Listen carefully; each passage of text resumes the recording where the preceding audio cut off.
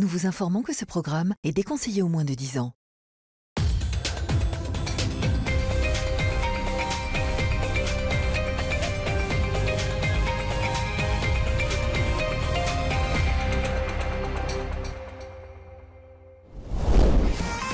Cette semaine, plongez dans les secrets des restaurants.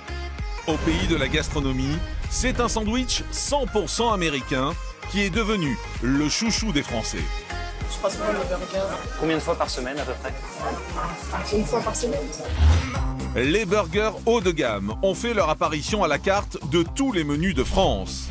Plébiscité par les consommateurs, cette tendance aiguise les appétits des géants américains.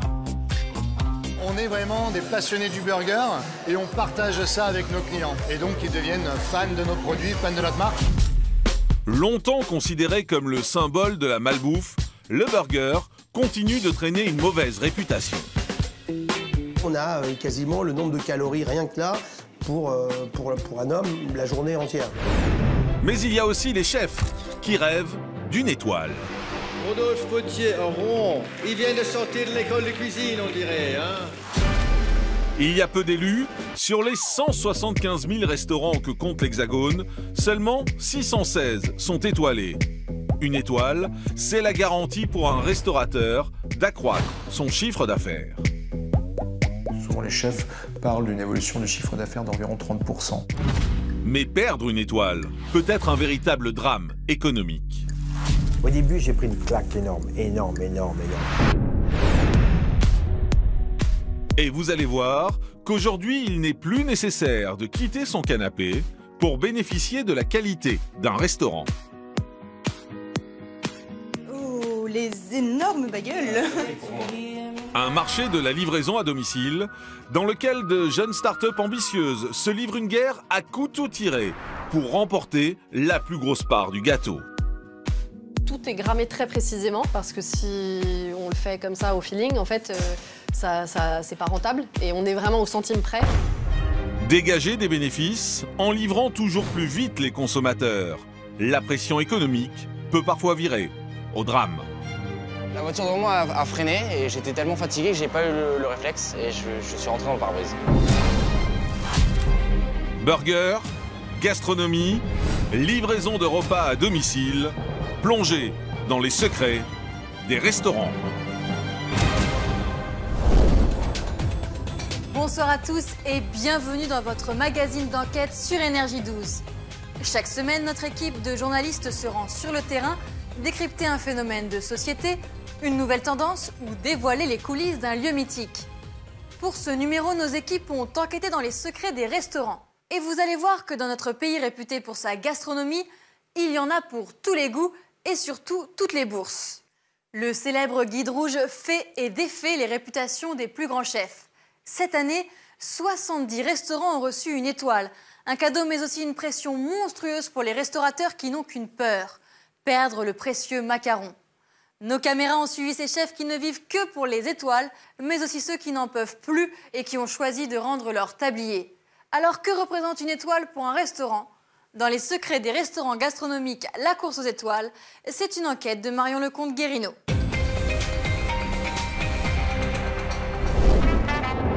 Paris, Palais Brongniart. La presse du monde entier s'est donné rendez-vous ici. Aujourd'hui, Michael Ellis, directeur international des guides Michelin, révèle le palmarès des nouveaux chefs étoilés en France. Cette année, 70 nouveaux étoiles. C'est un record pour les guides Michelin. Ça démontre que la bonne cuisine, la gastronomie en France n'a jamais été aussi brillante. Dans les coulisses, ces 70 chefs étoilés sont un peu fébriles. Tous n'ont su qu'au dernier moment qu'ils allaient recevoir la célèbre distinction. Chef Yannick Aleno. Yannick Aleno entre en scène. Déjà triplement étoilé, il obtient ce matin-là un nouveau sacre avec son établissement de Courchevel. La 3e étoile, si rare et si convoitée. C'est une immense fierté à nouveau d'être récompensé par ces 3 étoiles. C'est aussi la France qui rayonne à travers le monde entier. Voilà, donc je suis aujourd'hui évidemment très ému d'être là à nouveau et voilà, merci. Merci à vous. Vient ensuite le tour des toutes premières étoiles. Il y en a 57 cette année. Bravo, Fanny Ray. Et quel plaisir d'avoir une femme avec nous. Rodolphe Potier-Ron. Rodolphe Potier est le plus jeune étoilé de cette édition. Il vient de sortir de l'école de cuisine, on dirait. Hein? Il a 14 ans. Non, je suis désolé. Pardon, excusez-moi, 26 ans.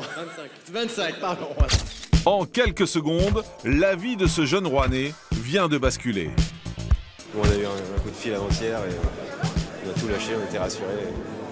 Je renouvelle mon menu tous les jours. C'est de l'improvisation surtout. Que de l'improvisation, ouais. Un tout nouveau rôle pour Rodolphe, qui a ouvert son restaurant il y a à peine 18 mois. Et vous réalisez là? Pas encore. Je pense que je réaliserai la semaine prochaine quand ça sera passé un petit peu. Et vous l'avez appris comment? Ils m'ont passé un coup de téléphone mardi soir, au tout début de service. Voilà, pour m'annoncer la grande nouvelle. Il y a eu une explosion de joie dans le restaurant. Les clients ont dû entendre en salle d'ailleurs. Toute mon équipe était vraiment heureuse et moi aussi. On a même pleuré. Donc c'était beau. On va démarrer une nouvelle aventure du restaurant avec des règles encore plus strictes et encore une envie de mieux faire, encore plus poussée. Mais dès demain, à l'aube, tous ces cuisiniers retourneront à leurs fourneaux. Objectif, conserver précieusement ces étoiles qui brillent fort au-dessus de leur top. Sur les 175 000 restaurants de l'Hexagone, 616 sont étoilés. Et ils sont tous recensés dans un seul et même ouvrage. Le Michelin peut être adulé, peut être décrié, mais c'est le juge de paix. Créé en 1900 par les frères Michelin, ce petit livret était au départ distribué aux automobilistes et recensait les informations pratiques sur la route. On partait en vacances avec les cartes Michelin, le guide Michelin, grâce au guide Michelin, on s'arrêtait dans les restaurants, dans les hôtels. Et du coup, ça a toujours bercé mon enfance. En un siècle, il est devenu une véritable bible de la gastronomie qui fait et défait la réputation des chefs. Alors, que représente une étoile pour un restaurant? Et sur quels critères les chefs sont-ils jugés?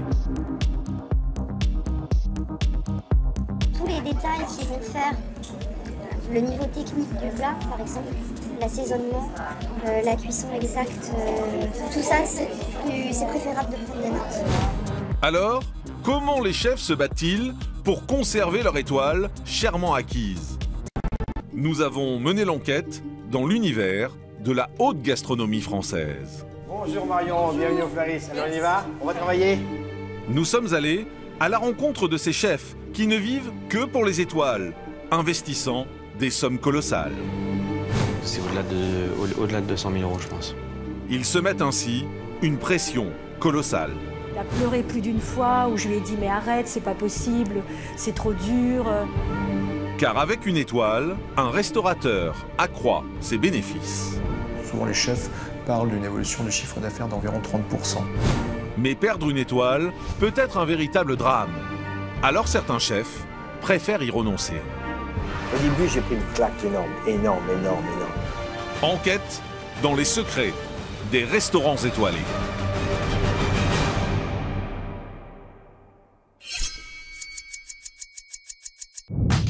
Rouen, en Normandie. Nous retrouvons Rodolphe Potier, notre tout nouveau chef étoilé. Une trentaine, Bonjour, enchanté. Bonjour Rodolphe, vous allez bien? Ça va bien.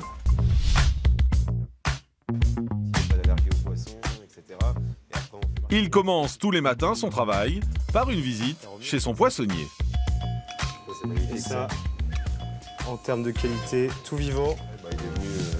Cela fait 10 ans que Rodolphe voue sa vie à la cuisine. Et il ne travaille que des produits frais. Vous voulez encore une par personne, ça suffit. Une grosse noix comme ça, quand on a ça en bouche, c'est exceptionnel. Moi, j'ai mangé chez toi il y a de ça 1 an. Et c'est vrai que je me suis régalé. Je me suis dit, c'est comme de la cuisine qui est haut de gamme. Et si ce nouvel étoilé a le triomphe modeste, pour Paul, son fournisseur et ami, travailler pour lui est une grande fierté. Donc oui, il m'impressionne par ce travail qu'il exerce au quotidien. Après, tout doit lui revenir, c'est-à-dire que c'est un bosseur. Il y a 8 heures, il est au restaurant, je sais que tu y es tard le soir aussi. Ouais. Et c'est un autre métier, mais c'est vrai que moi, ce sont des gens passionnés, des personnes comme ça qui m'accompagnent tout le temps, comme Paul. Je pourrais faire un métier, quoi. Je peux dire que félicitations et puis fêter ça autour d'un petit verre entre nous, voilà. Salut, à la prochaine. Ouais, merci. Merci. Et puis, Les mains chargées, Rodolphe rentre dans son restaurant qui porte sobrement le prénom du chef. Pourtant, ce lieu est avant tout une affaire de famille. Bah oui, toi. Ouais. Ça a été hier soir? Ouais, ça a été. Ça va bien? On a fini tard. À quelle heure? Ouais. À quelle heure? 1 heure. Ah oui, quand même. Ses parents n'ont pas hésité une seconde à prendre des risques pour financer le rêve de leur fils. On a vidé notre livret A pour pouvoir commencer cette belle aventure. Rodolphe a également dû emprunter 180 000 € à la banque et hypothéquer la maison familiale en guise de garantie. Ça marche bien, mais bon, la maison reste hypothécable. Aujourd'hui, ils regardent ensemble la remise de sa première étoile.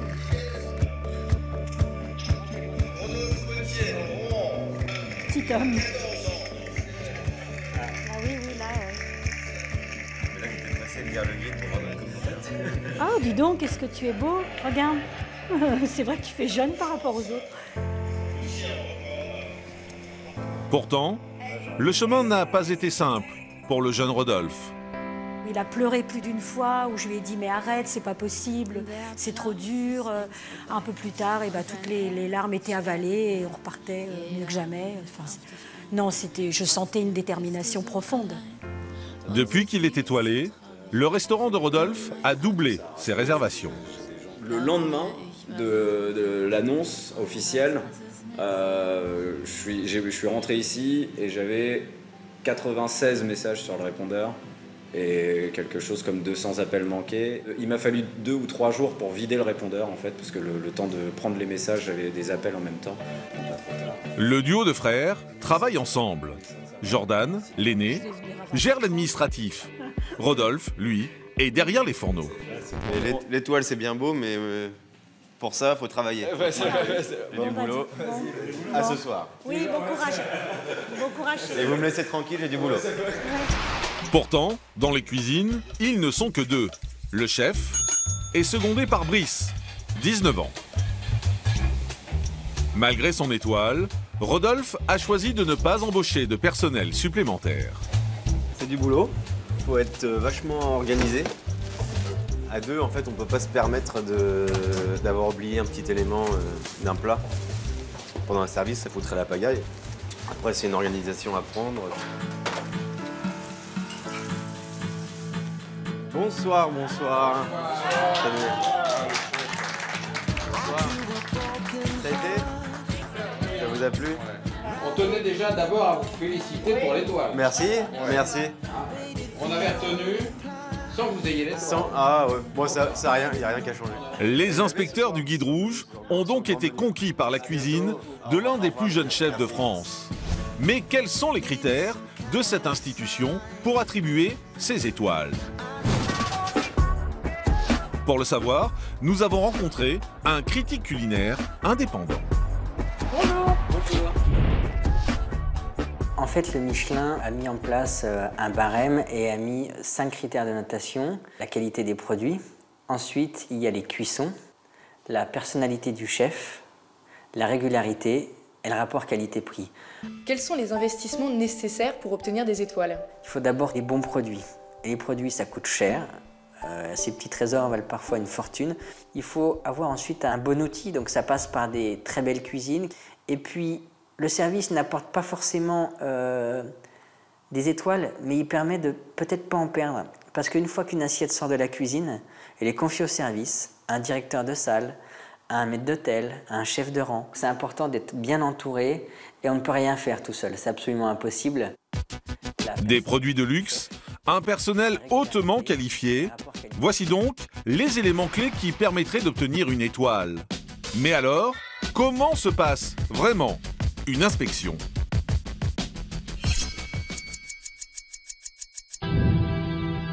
Pour comprendre comment sont évalués les chefs, nous avons sollicité le fameux guide rouge, qui a refusé notre demande de tournage.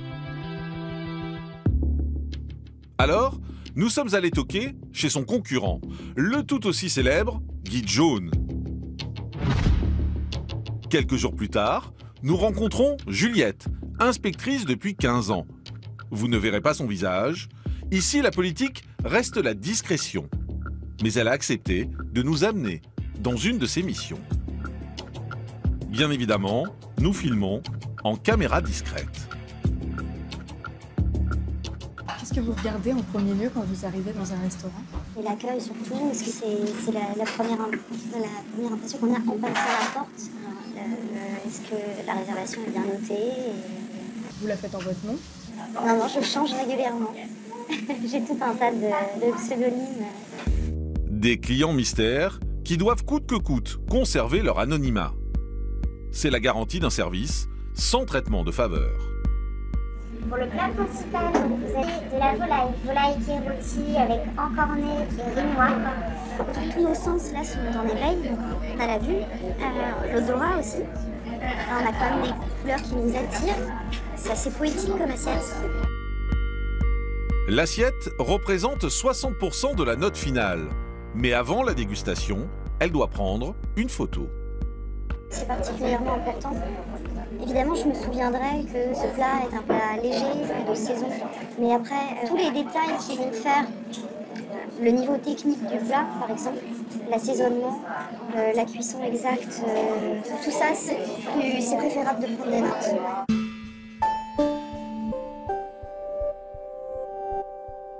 Vient ensuite le plat principal. Vous voyez, cette cuisson de la volaille, c'est quand même magnifique. C'est un plat qui est quand même relativement technique dans la mesure où réussir une cuisson pareille, il faut avoir un certain niveau. Une cuisine de qualité pour 34 € seulement. Juliette a le sentiment d'en avoir pour son argent. Le rapport qualité-prix, oui, ça rentre en compte aussi dans l'enquête, c'est très important. Ce plat-là, à 150 €, en fait, voilà. Vous voyez, on n'a pas le même plaisir tout de suite. Là, sur un menu à 34 €, on a encore plus de plaisir, on a encore plus envie de revenir, parce qu'on se dit, je peux en faire ma cantine. Vous êtes salarié du Goemio? Non, pas du tout. Non, je ne suis pas rémunérée pour faire des enquêtes, je suis défrayée. Vous êtes du coup dans la restauration ou pas du tout? Pas du tout. Pas du tout, je suis photographe. Pour nous, ça doit rester une activité de passion. Une passion plus qu'un métier chez les inspecteurs du guide jaune. Contrairement à leurs concurrents du guide rouge qui, eux, sont salariés et gagnent en moyenne 2 500 € par mois.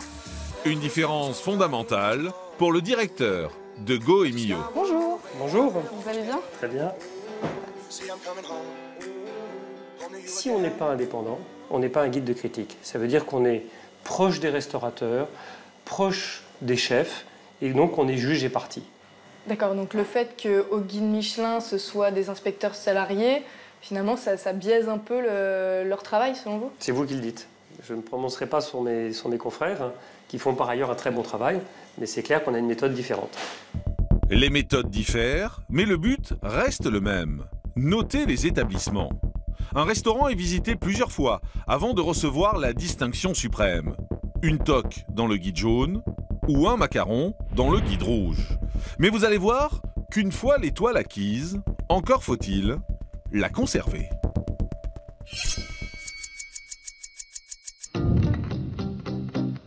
Nous sommes dans l'un des plus vieux restaurants de la capitale. Aux commandes de la cuisine, Julien Dumas, un chef attentif aux moindres détails. J'aime bien tout voir. Tout voir, tout regarder, tout goûter. Alors au début, ça fout l'impression un peu aux gens qui cuisinent avec moi, mais ce que je leur dis, il ne faut pas qu'ils aient la pression, ils ne sont pas jugés. Avec moi, ils ne sont jamais jugés.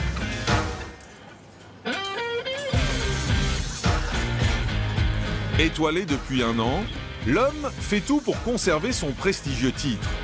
À commencer par d'importants investissements, notamment dans les assiettes. cette assiette-là, elle est plus dans l'esprit d'un plat en bouillon, un peu comme un bouillon soit chinois, soit japonais. Et ça, c'est l'assiette du chou-fleur et du merlan aussi. C'est les deux plats qui me suivent depuis que je suis arrivé. C'est celle qui les met le plus en valeur, je trouve. Ça, après, c'est une assiette qu'on prend pour toutes les viandes. Ça, c'est une assiette d'entrée ou alors de viande dégustation. Alors, c'est l'assiette de présentation. Celle-là, elle nous servait aussi pour faire un foie gras betterave avant. Là, elle ne nous sert plus à rien. Pour ces 300 assiettes, il a fallu débourser plus de 15 000 €. Mais ce n'est pas tout. Direction, la salle. En investissement pur, on a fait tous les couverts en argent qui sont un peu dans l'esprit des boiseries de la maison. Vous les avez fait sur mesure? Les motifs, oui. Montant total des rénovations? Au-delà de 200 000 €, je pense. D'accord. Un investissement colossal. Pourtant, Julien n'a pas dépensé un centime de sa poche. Ce restaurant ne lui appartient pas. Le propriétaire est l'un des principaux producteurs de champagne au monde. Et il a fallu que le jeune chef fasse ses preuves face au groupe financier. Vous devez leur rendre des comptes sur quoi? Sur le nombre de clients, sur le prix que vous mettez dans les produits? Ouais, c'est ça, c'est surtout le prix qu'on met dans les produits, quoi. Je fais pas du politiquement correct, mais au début, ça a été un peu un air de la guerre, mais là, ça va, c'est un peu tassé. Ça n'a pas été évident au début? Mais non, mais parce que moi, je suis arrivé, j'étais personne. Donc il fallait gagner leur confiance un peu. Et selon le chef, cette stratégie financière plaît au Guide Rouge. Je pense qu'ils font très attention à la façon dont la maison est tenue. Donc si vous avez des très belles nappes, que c'est chaleureux, c'est une expérience qu'ils viennent vivre. En fait, ils se mettent à la place d'un client avec un œil quand même assez précis, assez professionnel. Et du coup, je pense que ça joue effectivement dans leur verdict. Julien a donc pu recevoir les fonds nécessaires pour garder sa prestigieuse distinction. Mais d'autres n'ont pas les mêmes soutiens financiers. Alors, tous les restaurants sont illégaux dans cette course aux étoiles. Nous sommes allés poser la question à un spécialiste financier. Bonjour. Bonjour. Vous allez bien? Très bien, et vous, merci. On y va? Oui.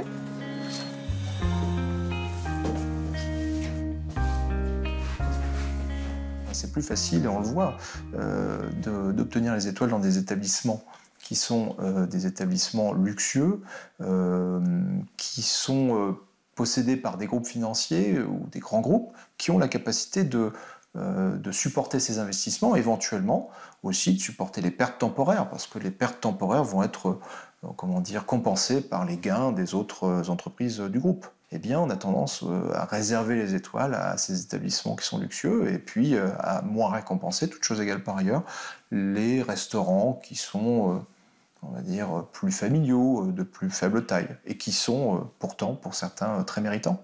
Est-ce qu'on peut dire du coup que la course aux étoiles, c'est un peu une course au financement? Clairement, on sent que il y a une forme de règle implicite qui veut qu'un chef qui souhaite acquérir des étoiles, eh bien, doit investir et doit s'engager dans une stratégie un petit peu dangereuse, une stratégie financière coûteuse et puis risquée. Et ce risque est quand même extrêmement stressant. Ce stress se transmet, semble-t-il, en cuisine et puis épuise nos chefs. Et si les chefs stressent autant, c'est parce que la Bible de la gastronomie mondiale ne fait pas qu'attribuer les étoiles. Elle peut aussi les retirer. Cela peut entraîner des conséquences économiques désastreuses et pousser les chefs à bout. Pour éviter de telles pressions, vous allez voir que certains chefs ont fait le choix de renoncer à cette prestigieuse distinction. Nous sommes à Genève. Nous allons rencontrer Claude Legras. Bonjour Marion, bienvenue au Flaris. Alors on y va? On va travailler? Pour ce chef et son épouse Inès, la deuxième étoile, obtenue en 2007, sonnait comme la promesse d'un avenir heureux.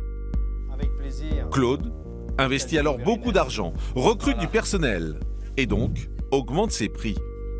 Du coup, les clients hésitent à venir et le restaurant se vide. Un 0, un midi ou gastronomique, un 0 le soir au gastronomique et le lendemain midi, 0 aussi. Donc là, vous vous posez des questions parce que, hormis pourquoi il n'y a pas de clients, c'est que là, le cuisinier se pose des questions. Là. Ma cuisine, elle n'est pas bonne, je plais pas, je suis trop cher. Jules Boudin, le fondement. Pour faire revenir ses clients, Claude travaille jusqu'à 19 h par jour. L'épuisement et la faillite le guettent. On le voyait très triste et c'est vrai, à un moment donné, on a eu peur pour sa santé et c'est pour ça que je lui ai posé cette question à un moment donné, est-ce que ça vaut le coup de continuer? C'est irrespectueux de me poser cette question. Ça fait 46 ans que je baigne dans le monde des étoiles et tu me demandes de me retirer. C'est irrespectueux. Oui, je me suis presque mis en colère, hein, je crois, Inès. Hein, j'étais pas bien. Hein, dire que, et puis ouais, il faut être sensé à un moment, il faut réfléchir. Au début, j'ai pris une claque énorme. En novembre 2016, le chef prend alors une décision. Il réunit sa brigade et leur annonce qu'il rend ses étoiles. Guillaume, qui est mon chef, qui était devenu tout blanc, mon maître d'hôtel aussi, du tout blanc. Et là, je me suis dit, je les ai perdus. Hein. Je n'osais plus m'approcher d'eux, parce que quelque part, c'était aussi une certaine trahison. Hein. Et ce soir-là, Claude se sépare de 10 personnes sur les 22 de sa brigade. Mais ici, j'avais 2 cuisiniers qui faisaient donc la cuisine pour le café. Et là, j'avais ici la partie garde-manger, où j'avais un cuisinier, voire un cuisinier et demi, pour envoyer toute la partie froide. Mais là, il n'y a plus personne. Non, il n'y avait personne. Pourquoi? Parce que j'ai simplifié la carte. Des plats plus simples qui permettent à Claude de réduire ses coûts. Exemple, avec la trilogie d'huîtres, l'un de ses plats signature. Cet élément-là, c'était un plat que je faisais quand j'avais des étoiles Michelin. Mais la différence, c'est que on faisait une huître en tartare, on faisait une huître au champagne, et après on faisait une huître au caviar. On remplace le caviar. Aujourd'hui, en notant le caviar et le champagne, la trilogie d'huîtres est passée de 75 à 38 €. Une cuisine plus abordable qui attire de nouveaux clients. Sur cette pression des étoiles, il faut toujours être au top et puis on fait une cuisine un peu plus directe. On a moins de chichis sur l'assiette. Les chaises confortables, l'argenterie ont également été rangées au placard, tout comme les 300 nappes. Là, je suis à 24 500 francs suisses d'économie pour une année. Ça veut dire pratiquement 24 000 € rien que de blanchissage pour les nappes du restaurant, de l'ancien restaurant gastronomie. Tu vois, c'est quand même énorme. C'est énorme. On a fait un bon choix. Un goût de liberté retrouvé pour ce meilleur ouvrier de France. Merci, Nico. Mais il ne compte pas s'arrêter là. Il a décidé de populariser sa cuisine en ouvrant un food truck, un camion ambulant de restauration. Il n'y a pas besoin d'avoir un tapis rouge pour accueillir les gens. Dans ce métier, il faut être humble. Notre métier, c'est quoi? Avant tout, c'est d'apporter du plaisir aux gens. Mais pas si simple de sortir de la Bible de la gastronomie. Nous avons découvert que malgré son désaccord, le restaurant du chef figure toujours dans l'édition suisse, mais désormais avec une seule étoile. Depuis plus de 10 ans, le Petit Guide Rouge fait et défait les réputations des chefs. S'il a souvent permis de découvrir de futurs grands noms de la gastronomie, il continue également, aujourd'hui, à faire trembler.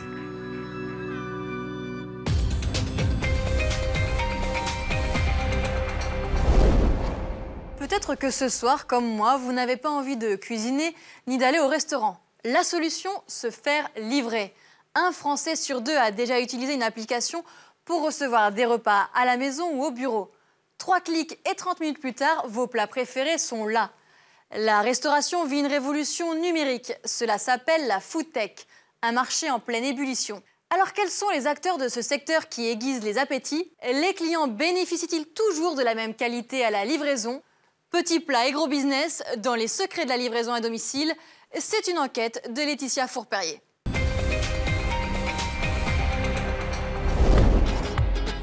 Nous sommes à Bordeaux, en compagnie d'Héloïse et de ses 2 colocataires, Suzon et Baptiste.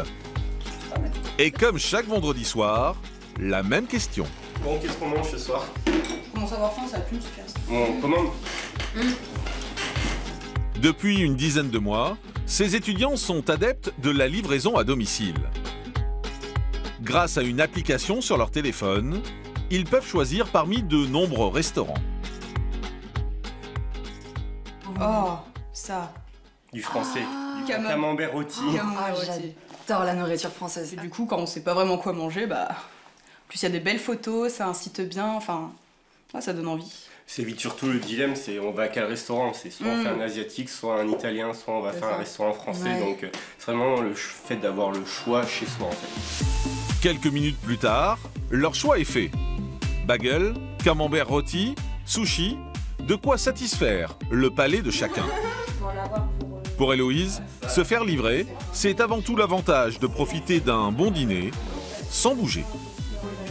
Surtout, ce qui est bien, c'est qu'on a le confort de rester chez soi. Ça, c'est... Parce que, enfin, moi, je suis un peu casanière, j'aime pas trop sortir, du coup, les restos, le soir, tout ça... On a facilement la flemme, mais là, c'est cool, on reste à la maison, on a un bon petit repas, on n'a pas besoin de faire à manger. 20 minutes plus tard, les commandes arrivent. Oui. Je vous ouvre. Hey, hey. Ah, ça y est? Ouais, alors ça c'est camembert rôti, madame. Et oh, les énormes bagels. Les trois amis s'en sortent pour une quinzaine d'euros chacun. Comme eux, un Français sur deux est déjà passé par une application pour se faire livrer les plats de leur resto préféré. 3 clics, c'est la seule chose à faire pour obtenir en 30 minutes chrono les petits plats de vos rêves. La livraison de repas explose en France et elle a bouleversé la manière de s'alimenter des citadins pressés. Ça marche plutôt bien. C'est pratique. Ça fait gagner du temps. C'est bon. On peut pas se faire à manger chez nous, donc bah, on commande. On n'a pas envie, donc voilà. Et c'est livré rapidement, c'est moins cher qu'en boutique, donc plutôt contente.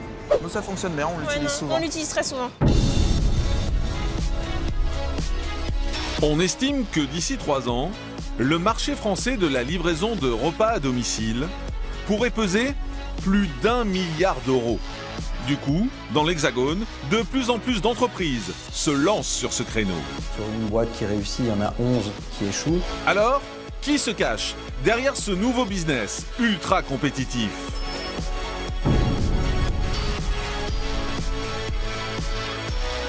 Comment les restaurateurs vivent-ils cette révolution numérique?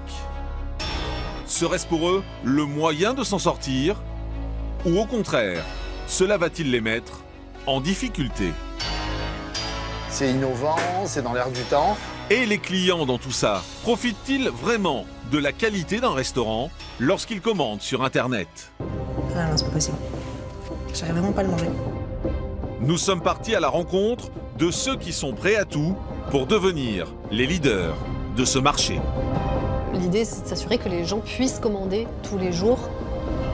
Nous avons également donné la parole aux travailleurs qui ont été écrasés par ce système, prêts à tout pour satisfaire les clients dans les plus brefs délais. La voiture devant moi a freiné et j'étais tellement fatigué que j'ai pas eu le réflexe et je suis rentré dans le pare-brise. Les responsables, c'est vous et c'est moi. Enquête dans les secrets du business très convoité de la livraison à domicile.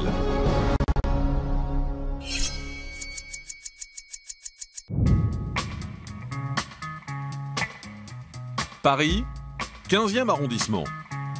C'est ici que Damien a ouvert son premier restaurant. Il est à peine 19h et le chef vient déjà d'envoyer sa 3e commande. Allô les gars, j'ai un menu, d'accord? J'ai un œuf parfait, j'ai une cocotte de cabillaud et un coulant au chocolat, d'accord? Allez, merci. Une commande assez classique, pourtant le chef ne verra pas ses clients. Ils ont commandé à distance, via leur téléphone. Service, s'il vous plaît, là. Et si les commandes se multiplient pour le restaurant de Damien, c'est qu'il est recensé par 3 sites de livraison différents. Ici, on a 3 plateformes et on a une imprimante. D'accord? L'imprimante, elle est reliée aux 3 plateformes. On en a 2 actives aujourd'hui. Et en fait, il y a un petit... chaque plateforme a sa petite sonnette. Quand ça sonne, on ne fait qu'accepter la commande. Un système qui fonctionne grâce à la géolocalisation. Du coup, le chef reçoit les commandes de clients qui se trouvent dans un rayon de 5 km maximum. Côte de veau à point, s'il vous plaît, et un menu végétarien. D'accord? Un petit curry. On y va? Plus de plats à envoyer, sans embaucher davantage de main-d'œuvre, le restaurateur a dû s'adapter. Au début, je vous dis pas que le premier mois, ça n'a pas été compliqué. Tous mes gars ont dit ouais, ça va nous faire du boulot en plus. Mais aujourd'hui, un an après, ça paraît absolument évident pour tout le monde.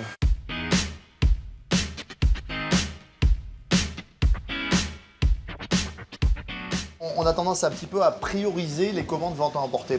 Parce qu'au fait, un client, il peut patienter 2-3 minutes de plus, il est à table, il est dans l'ambiance, il est tranquille, il a les petites bougies, tout va bien, donc lui ça va. Du coup, de aller vachement vite, ça implique pas de négliger un petit peu la déco, la présentation?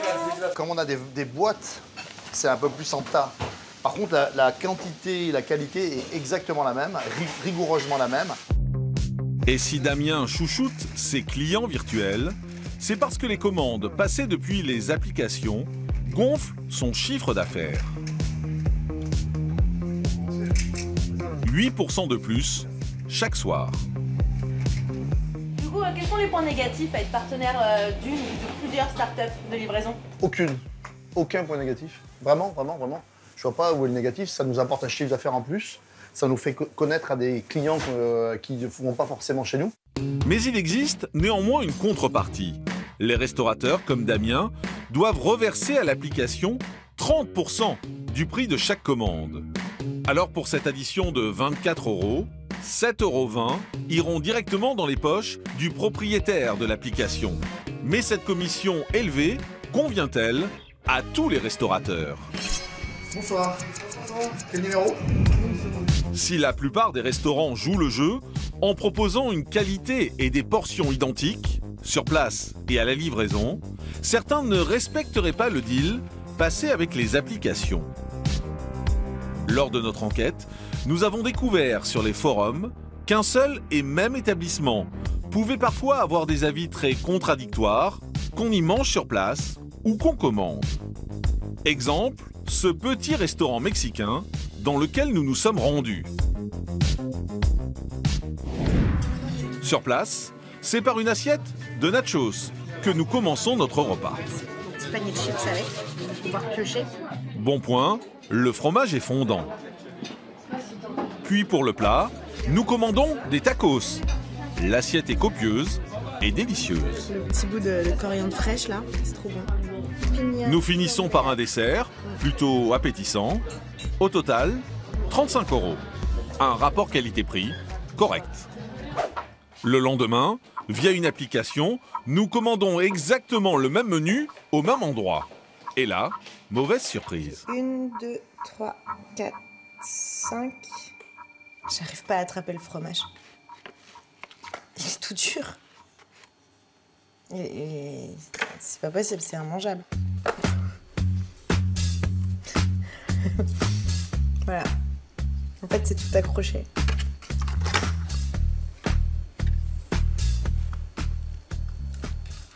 Ah non, c'est pas possible. Il s'effrite. Il se casse. Le tacos, il est pas très bon. Il est tout sec. La coriandre a cuit. La viande, elle est sèche. Et côté dessert, ce n'est pas mieux. Le gâteau a visiblement mal tenu la livraison.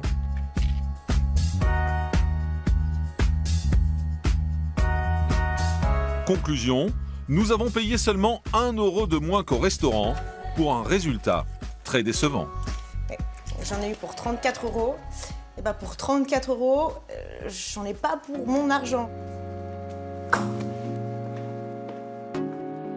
Alors, certains restaurants profiteraient-ils du mur virtuel qui les sépare des clients pour les duper?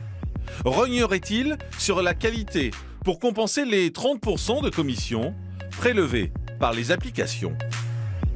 Pour répondre à nos questions, nous rencontrons Denis Jacquet, expert en révolution numérique.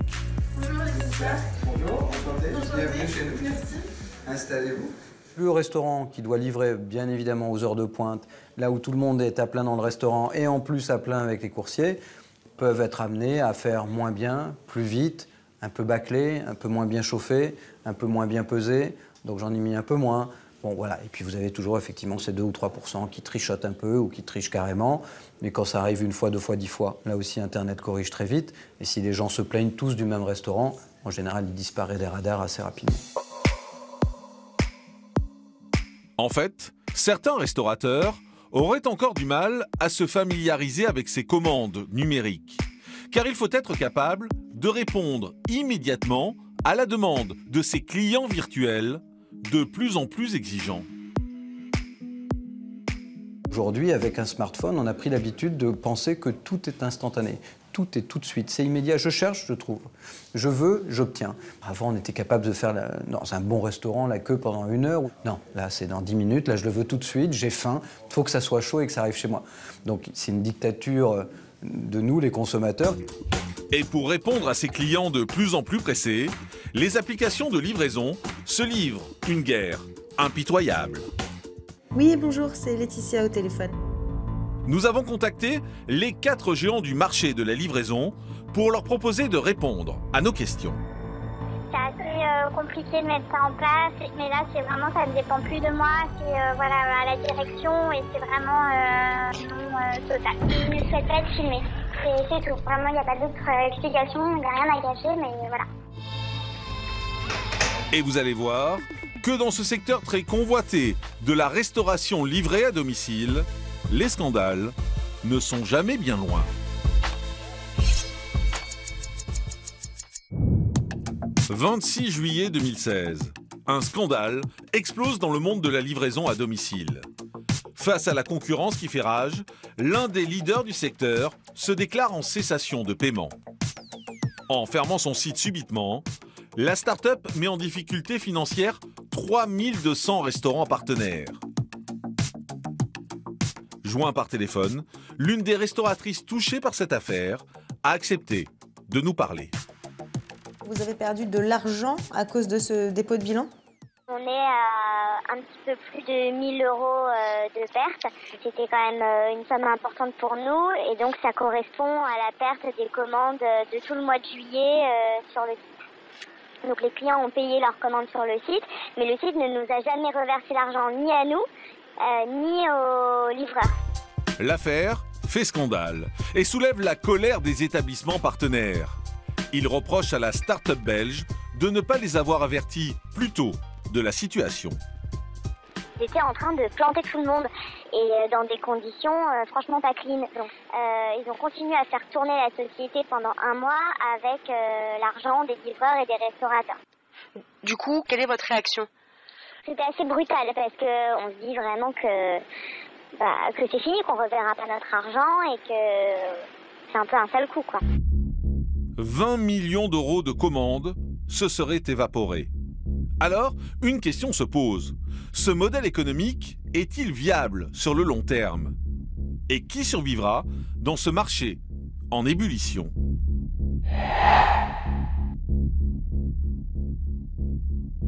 Nous retournons voir Denis Jacquet, notre expert en révolution numérique. Alors l'enjeu pour une start-up qui veut réussir, c'est d'être le leader. Celui qui est le premier, il rafle le marché. Mais pas français, le marché européen, le marché mondial. Mais pour être rentables, ces startups ne peuvent s'implanter que dans les grandes villes de l'Hexagone. Il y a 36 000 communes en France. La plupart sont des communes de 500, 2000, 1500 habitants. Ils ne peuvent pas aller là-bas. En termes de logistique, c'est impossible. Donc du coup, ça se concentre sur des grosses communautés, du Paris, du Lyon, du Marseille, du Lille, etc.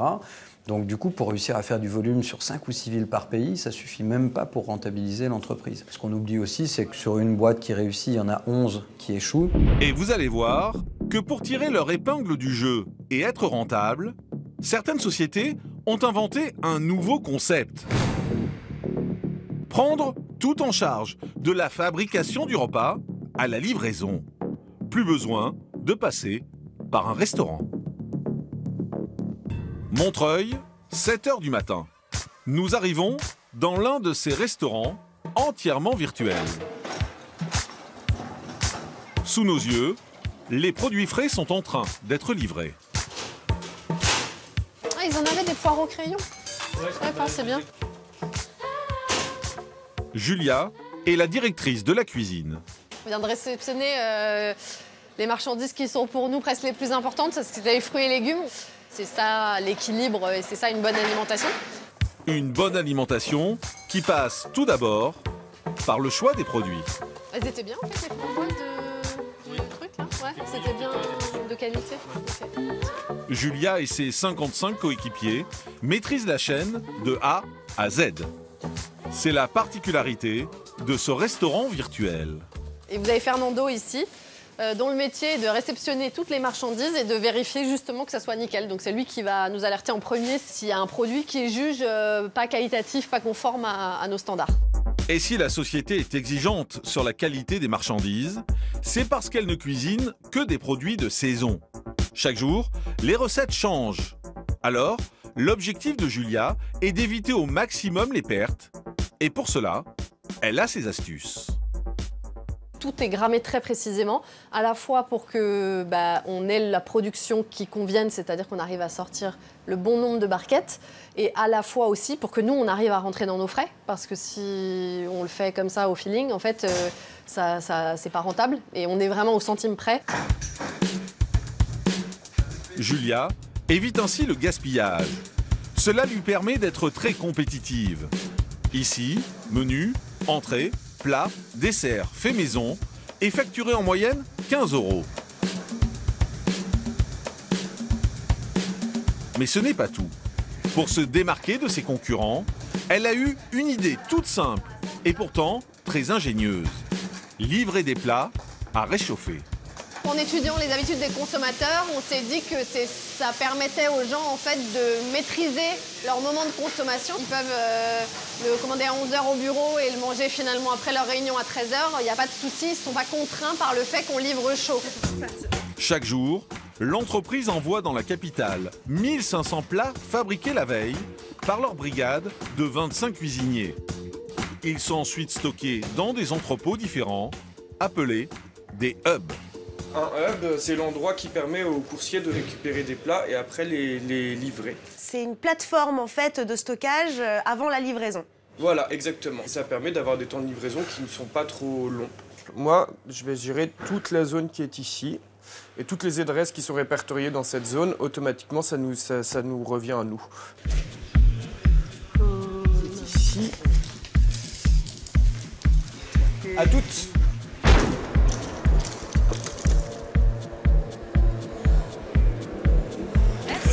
Merci beaucoup. Voici Claire. Elle commande sur cette application 2 fois par semaine. Et là, le plat qui arrive comme ça. Quand c'est livré froid, c'est la certitude aussi que ça n'a pas été réchauffé 14 fois avant. Et voilà. En seulement 3 clics, les citadins pressés et affamés reçoivent au pas de leur porte des petits plats mijotés. La clé du succès serait donc la qualité et la rapidité. Et vous allez voir que les coursiers sont le maillon indispensable à cette logistique.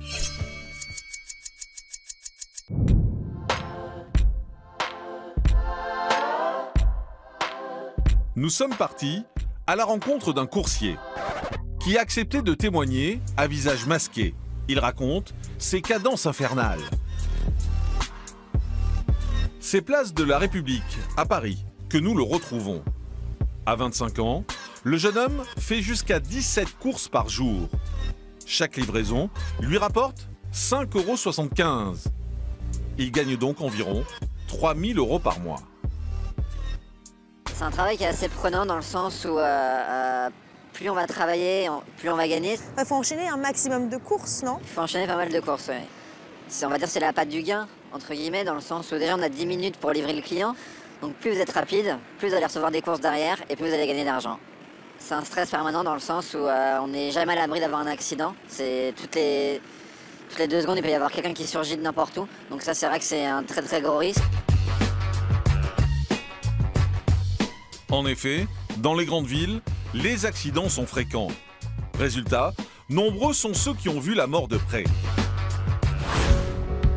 C'est le cas de Barthélémy, ce jeune étudiant de 21 ans.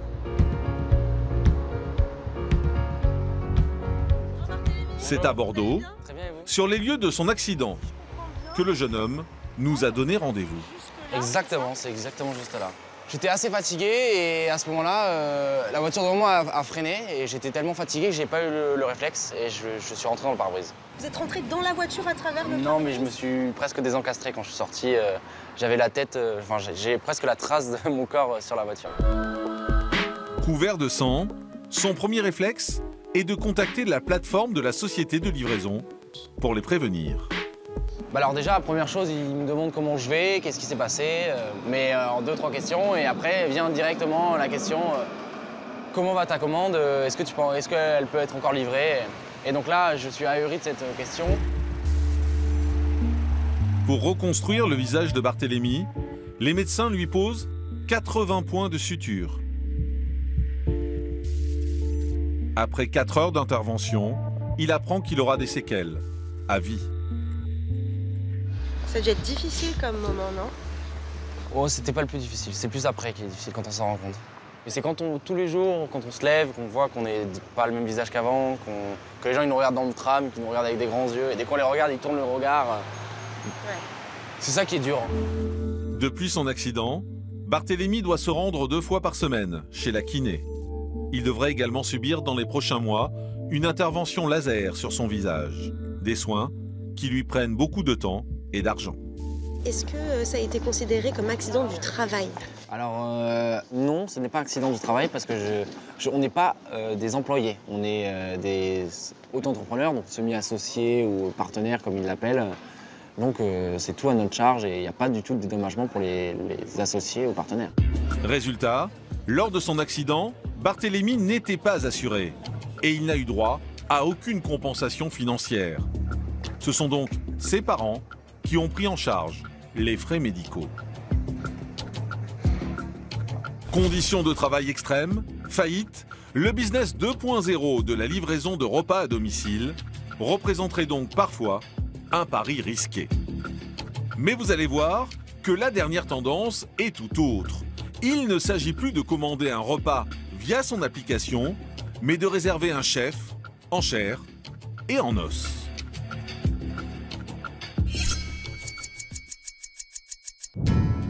Paris, 18e arrondissement. Il est 19h et Boris commence sa journée de travail. Il est chef à domicile. Bonsoir. Bonsoir. Boris. Claudel. Enchantée. Bonsoir. Bienvenue à la maison. Bah merci. Ok, donc c'est ici que ça se passe. Voilà. C'est parfait. Il ne dispose que de quelques mètres carrés pour sortir un menu digne d'un grand restaurant. Mais il ne semble pas inquiet. Là, on a tout ce qu'il faut, on a un minimum de plan de travail. On a un évier à proximité, des plaques, un four, une hotte aspirante, donc tout ce qu'il faut pour travailler. Le strict nécessaire, donc, est largement assez pour cuisiner. Car adaptation, c'est le maître mot pour le chef à domicile.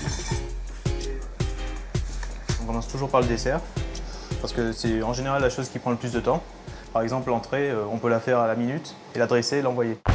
Le couple a réservé Boris sur ce site internet qui compte 400 chefs à domicile. Le client choisit son menu et le cuisinier arrive le jour J avec les produits nécessaires. Alors, qu'est-ce que vous nous concoctez? Sablé breton, il y a aussi l'infusion de bissap, enfin de coquelicot quoi. Et là, je suis en train de préparer quelques ballotines de dinde.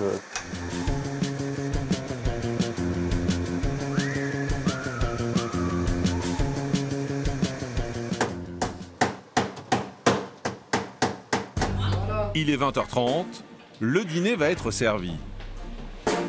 Comme dans un vrai restaurant, sur la table trônent des bougies, un service de table complet et l'indispensable carte avec le menu du soir. Voilà, on aime parfois les plats à la bonne franquette. Quand je vois le menu, ça s'attend à bien manger. Voilà. Un chef à la maison serait donc la solution idéale pour profiter pleinement du confort du restaurant dans son salon. Ça me permet de passer la soirée avec vous, comme ça j'ai pas toujours à faire des allers-retours dans la cuisine. Voilà. Ça permet de recevoir autrement. Ça veut dire que on a quand même l'expérience du chef qui est à côté, qui explique ses plats. On a des associations qui sont plus recherchées, même si j'aime bien cuisiner. Ça me permet de... Vraiment, j'ai rien à faire. Un luxe abordable, 35 € tout compris par personne. Les amis estiment en avoir pour leur argent. Quand on commence à faire la fête le samedi soir ou le vendredi soir, l'addition augmente très rapidement. Alors que si on est ici à la maison, bah, chacun ramène sa petite bouteille et on fait la fête chez soi, tranquillement, sans avoir des additions très. Ici, pour l'addition, pas de mauvaise surprise. Tout a été payé en amont sur Internet. Cerise sur le gâteau, alors que les invités dégustent le dessert, Boris, lui, fait la vaisselle. Merci chef. Bon. Bravo chef. Merci. Merci. Félicitations, c'est excellent. Chef. Cheers. Santé. Bah, je vais faire le tour du coup. Santé chef. Santé. J'ai toujours rêvé de dire ça. Entre chef à domicile, livraison ou restaurant virtuel, la concurrence fait rage sur Internet. Le marché devrait même exploser dans les années à venir. Plus qu'une tendance, il s'agirait donc bien d'une nouvelle manière de s'alimenter des Français. Des Français toujours prêts à plus d'innovation pour se régaler.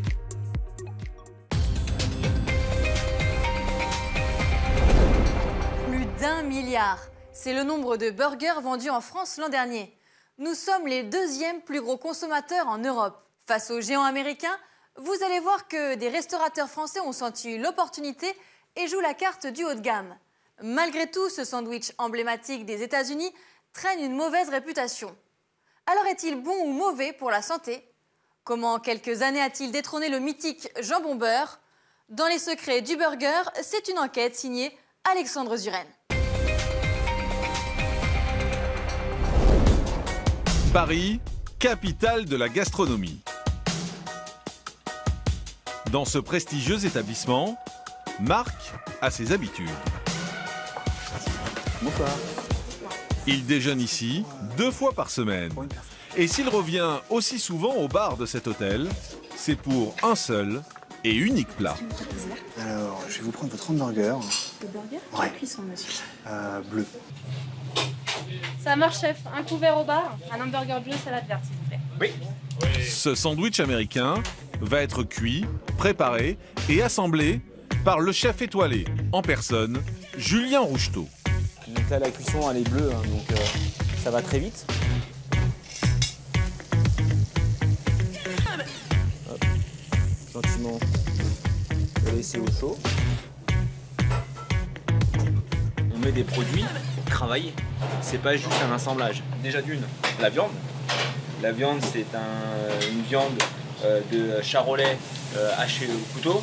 On a de la poitrine fumée, tranchée, fraîche, des tomates confites. Tout ce travail, cette recherche, le produit, les assaisonnements et tout ça, bah, ça demande quand même un savoir-faire. Allez, service s'il vous plaît. Un savoir-faire qui a fait de ce plat un véritable succès. Et à chaque fois, il s'assure personnellement que le burger est à la hauteur de l'attente gustative de ses clients. Bonsoir. Bonsoir.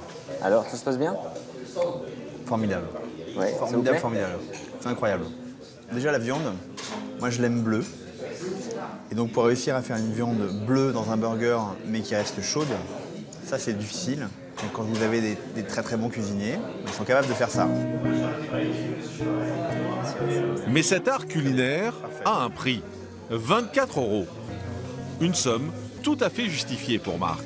C'est une somme, hein, c'est sûr, mais pour manger un hamburger de cette qualité-là, dans cet endroit-là, c'est pas très cher.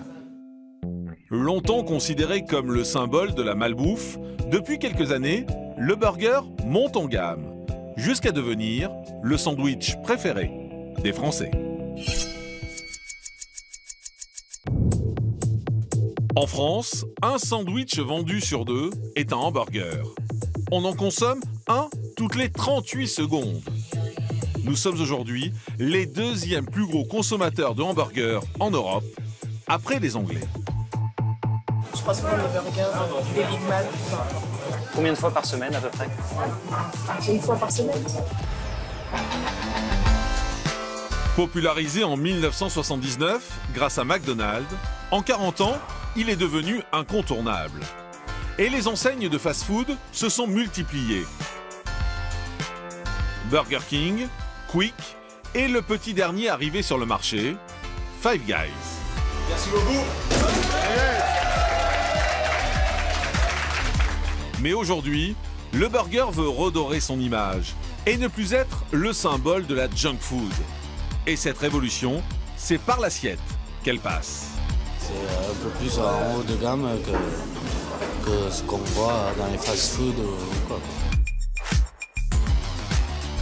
Alors, comment en quelques années, ce simple sandwich américain s'est-il imposé comme le plat phare de nos brasseries? Qu'est-ce qui le rend si attrayant auprès des consommateurs? Et cuisiné par de grands chefs, devient-il bon pour notre santé?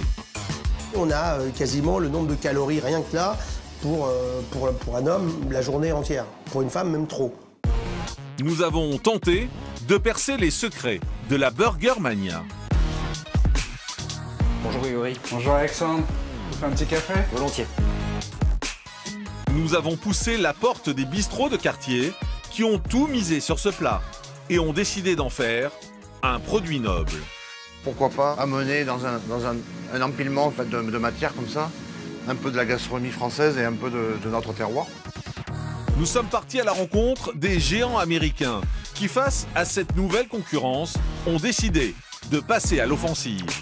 Nous pensons que nous avons un bel avenir sur le marché français, oui.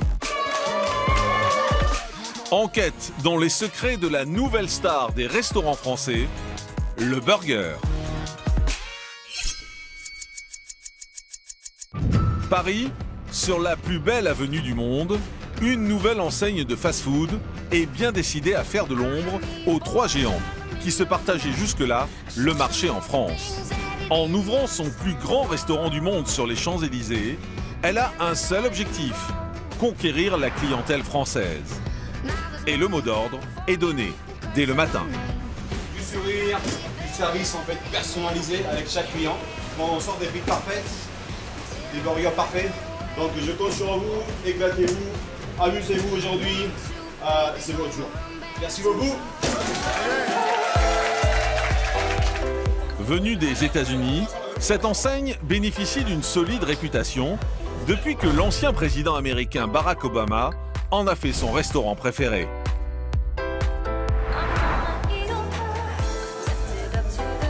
Et voici Maxime. C'est lui qui est chargé de développer la marque en France. Et son discours est bien rodé. On est vraiment des passionnés du burger et on partage ça avec nos clients. Et donc ils deviennent fans de nos produits, fans de notre marque, comme on l'est nous-mêmes d'ailleurs. Nous avons voulu comprendre comment l'enseigne s'y prend pour tenter de transformer les consommateurs français en véritables fans. Bonjour. Bonjour. Maxime. Enchanté, Alexandre. Pour cela, nous commençons par passer commande. Je vais vous prendre un Little Hamburger avec du piment jalapeno et de la salade.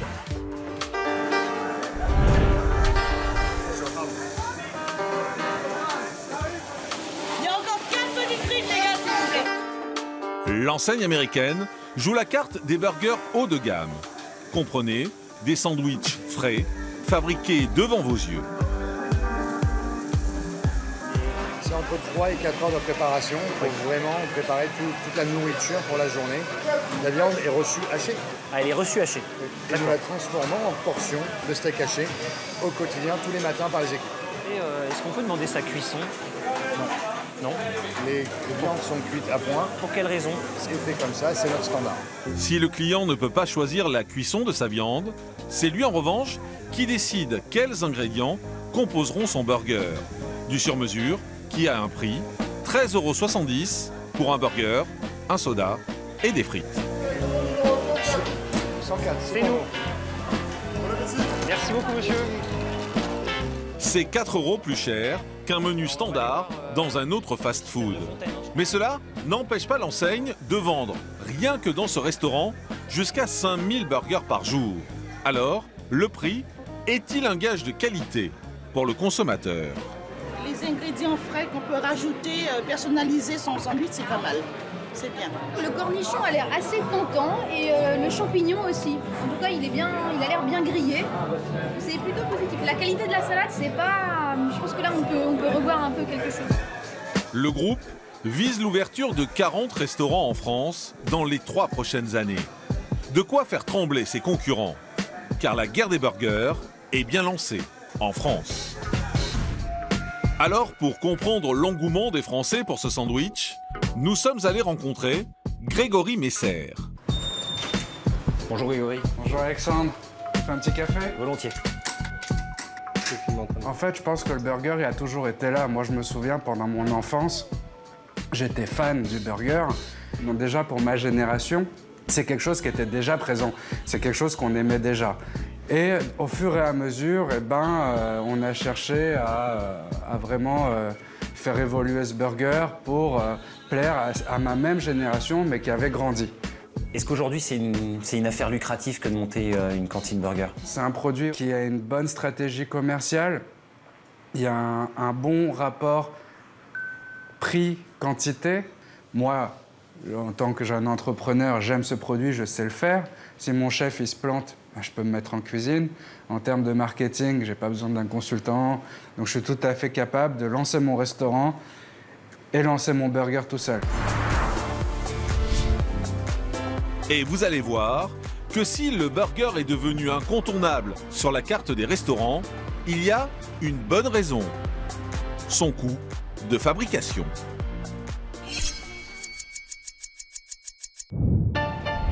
Paris, 8 h du matin. Dans ce restaurant parisien, c'est l'effervescence. Ouais, très bien. Ouais, où tu veux. Cet établissement, ouvert depuis 1 an et demi, est ce que l'on appelle une cantine à burger. Ici, on ne sert que ça. Voilà, donc là on a notre boulanger qui ont travaillé toute la nuit et qui nous livre justement nos buns qui sont livrés tous les matins. Donc voilà, là ils sont là. Les patrons, Édouard et Charles, sont 2 anciens étudiants en commerce. S'inspirant de certaines enseignes américaines, ils ont décidé de proposer une offre qualitative et surtout abordable. Et pour ça, ils font des économies à tous les niveaux. Tous les légumes, on les reçoit à l'état brut. Et ensuite, c'est nous qui les transformons. Donc là, on a reçu à peu près 3 kilos de champignons. Et si tu veux, 10 minutes après, c'est bon, ils sont déjà en chauffe. Il existe des champignons prédécoupés, mais en gros, on paye à peu près 1/3 du prix par rapport à des produits qui seraient déjà transformés. Et pour réduire le coût de la main-d'œuvre, les patrons passent même derrière les fourneaux. Leur staff n'est composé que de 5 personnes. Mais dans leur cuisine, ne cherchez pas le chef, il n'y en a pas. C'est jamais les mêmes personnes qui font les fermetures, c'est jamais les mêmes personnes qui font la cuisine le matin. Tout le monde est polyvalent, tout le monde tourne. C'est-à-dire que tout le monde est interchangeable. Si jamais quelqu'un a un souci, est malade ou quoi que ce soit, c'est pas grave en fait. On peut le remplacer en demandant à un autre équipier s'il peut venir travailler à sa place. Et c'est très pratique en fait. Salut, ça va? Ouais, ça va. Paf, c'est bon, c'est dans les 60 kilos. Impeccable. 50? Ok. Mais avec les effectifs restreints, il faut réduire au maximum le temps de préparation. Chaque jour, ils servent ainsi 80 kilos de frites. Pourtant, chez eux, personne n'est de corvée de patates. Tiens, c'est good. Bon, merci, bonne journée, salut. Donc là, c'est la livraison des frites qui a lieu tous les matins. Donc c'est des pommes de terre qui viennent de Picardie. Ils tranchent les pommes de terre et les épluchent sur place. Ensuite, les camions prennent la route durant la nuit et donc ils nous livrent le matin des frites fraîches, sous vide, donc avec aucun autre produit, aucun additif, aucun conservateur. Bah, en gros, là, au kilo, on est entre 1,20 et 1,40. Des frites fraîches, découpées et épluchées, c'est en fait 40% plus cher que des pommes de terre classiques. Mais en optant pour ce choix, ils économisent 5 heures de travail. Midi, c'est parti. Allez, emporter, sans boisson. Comme chaque jour, une centaine de clients est attendue. Tous paieront 11 € pour un hamburger avec frites et boissons. Ce qui est sûr, c'est qu'il ne fait pas hamburger surgelé. On a l'impression que c'est des produits frais qui sont dedans. Entre entre le steak, les oignons, le pain. Quand on voit le hamburger est quand même assez copieux et puis surtout par rapport à ce qu'il y a dans les alentours, ouais, il est vraiment intéressant en termes de prix. Alors, ce restaurant peut-il être rentable avec un burger artisanal vendu à ce prix? On va avoir 30% qui est lié à nos matières premières, 30% qui est lié aux charges de personnel, 30% aux charges fixes et différentes petites charges variables, communication, le loyer, etc. Et puis nous, en fait, on a à peu près 10% de marge nette à la fin sur le burger. Du coup, ils ont pu ouvrir un deuxième établissement. Mais les deux associés ne comptent pas s'arrêter là. L'objectif, ça pour le coup c'est pas un rêve, c'est d'en ouvrir un troisième déjà. Et ensuite si ça continue, en ouvrir un quatrième, un cinquième, un sixième. Une cuisine simple à faire et surtout très rentable. Conséquence, les cantines à burgers fleurissent dans l'Hexagone. Il y en aurait plus d'une vingtaine dans la capitale. Alors, vous allez voir que face à ses concurrents, le leader historique des fast-foods en France a décidé, lui aussi, de riposter.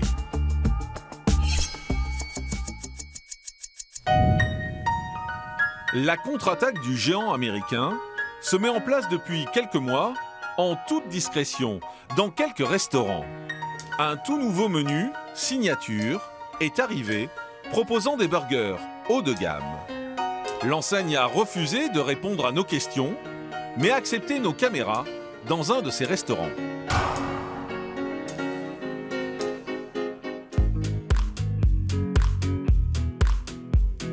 Nous sommes sur les Champs-Élysées. Ici, tout a été modernisé. Des écrans tactiles remplacent les employés. On soigne l'image de ces nouveaux restos avec une commande préparée à la minute. Bonjour. Bonjour.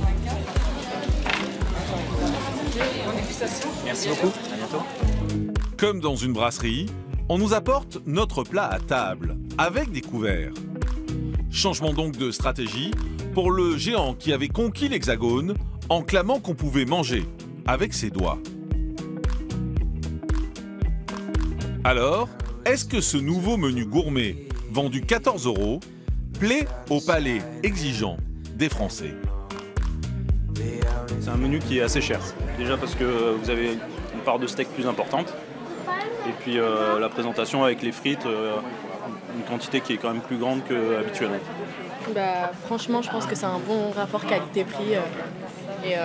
Ouais, c'est meilleur quoi que les autres menus. Vous voulez que je vous dise la vérité? Tout est cher, hein. Mais de temps en temps, il faut se faire plaisir. C'est tout. Et si ce menu signature parvient à conquérir le public français, il trouvera définitivement sa place sur la carte du géant américain.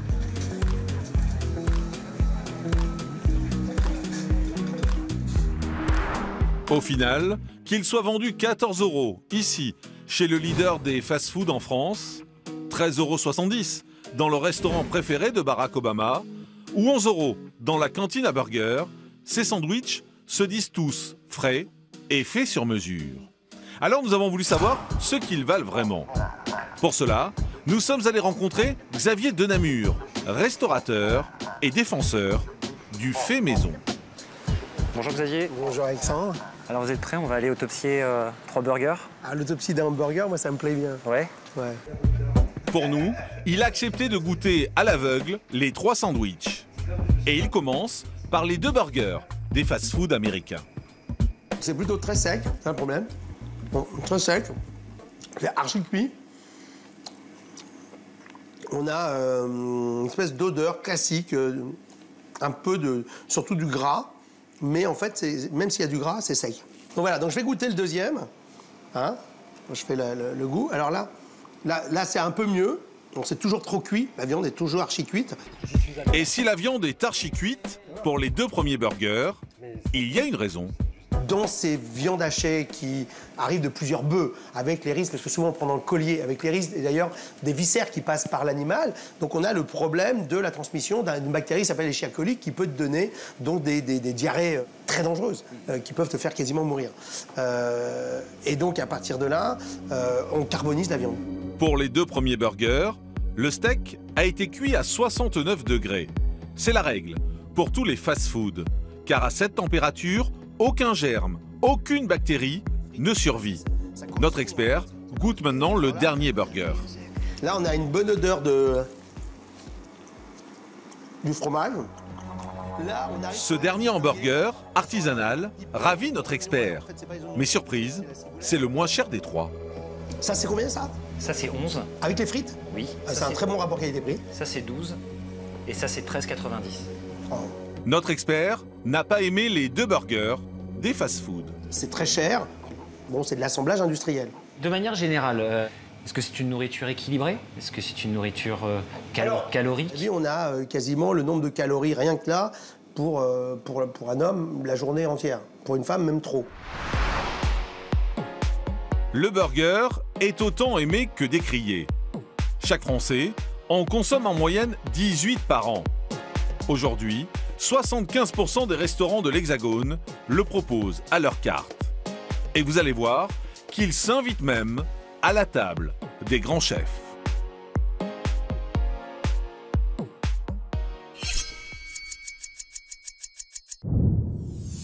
Partout dans l'Hexagone, les étoilés se déchaînent. Le New York Times a même attribué le prix du meilleur burger du monde à Yannick Aleno en 2010. Michel Saran, 2 étoiles à Toulouse, a même signé la recette d'un burger pour un restaurant de la ville.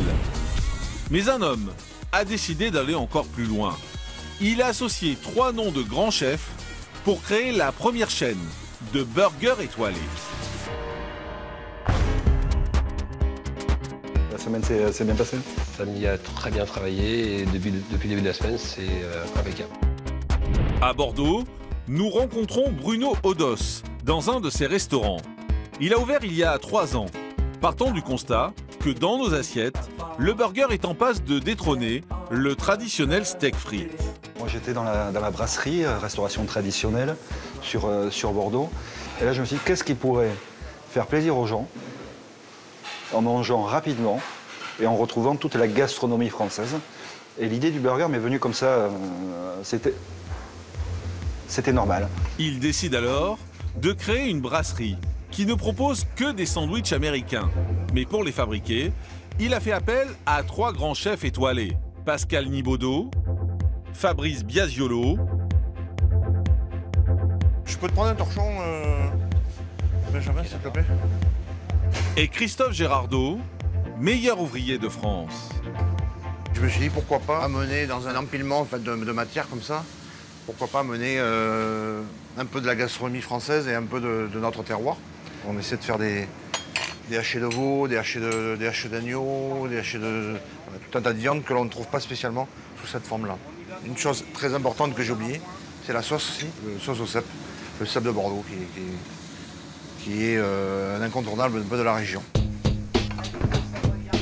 Servi, s'il vous plaît, un Made in Sud-Ouest. En salle, on est loin du cliché de la junk food. Vendu entre 10 et 18 €, le petit pain rond est dégusté à table avec de vrais couverts. C'est sûr que c'est autre chose, c'est un peu plus en haut de gamme que ce qu'on voit dans les fast-food ou quoi. Avec bientôt 12 restaurants et un chiffre d'affaires proche de 1,5 million d'euros, Bruno Odos voit grand pour les 3 prochaines années. On sera à peu près 90-100 points de vente et on attaque le marché international cette année sur les États-Unis. Du fast-food à la table étoilée, en une décennie, le burger est passé du symbole de la malbouffe à un plat gastronomique. Récemment, à Las Vegas, le menu burger le plus cher du monde a même vu le jour. 4 700 € pour déguster un petit pain brioché aux truffes garni de foie gras. Décidément, la déferlante des burgers ne fait que commencer.